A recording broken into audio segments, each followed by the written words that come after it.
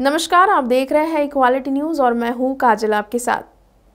उत्तर प्रदेश के प्रयागराज जिले में अंधविश्वास से जुड़ा मामला सामने आया है, जहां एक पढ़ा लिखा परिवार अंधविश्वास के प्रभाव में आ गया और तंत्र मंत्र के फेरे में फंसकर ये परिवार 18 वर्षीय बेटी के शव के साथ 5 दिन तक घर में बंद रहा और मृत बेटी को जिंदा करने परिवार के लिए अंधविश्वास का सहारा लिया गया।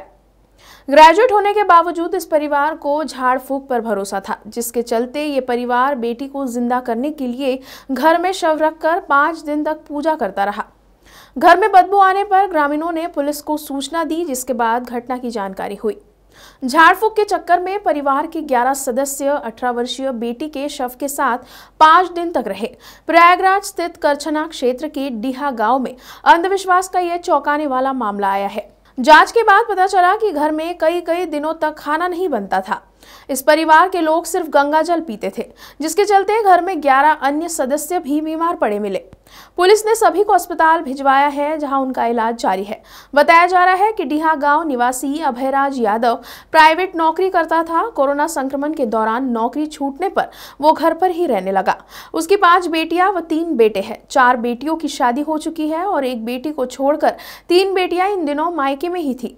मंगलवार दोपहर घर से तेज दुर्गंध आने पर पड़ोसियों ने सूचना दी तो पुलिस घर पहुंची। घर के भीतर जाने पर अंतिमा का शव पड़ा मिला। शव कई दिनों पुराना था और इससे दुर्गंध आ रही थी। यही नहीं, घर के भीतर के हालात देख वो भी दंग रह गए।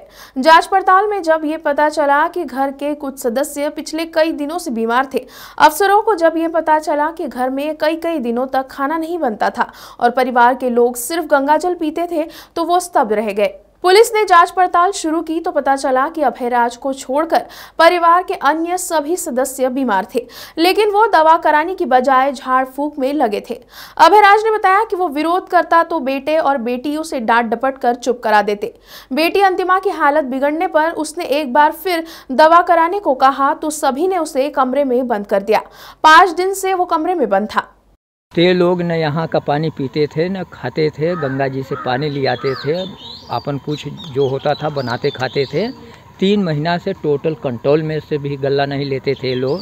वो बुलाता था वहाँ से भी गल्ला नहीं लेते थे और ऐसा कोई बात नहीं। पुलिस ने दावा किया है कि यह परिवार अंधविश्वास के फेर में था।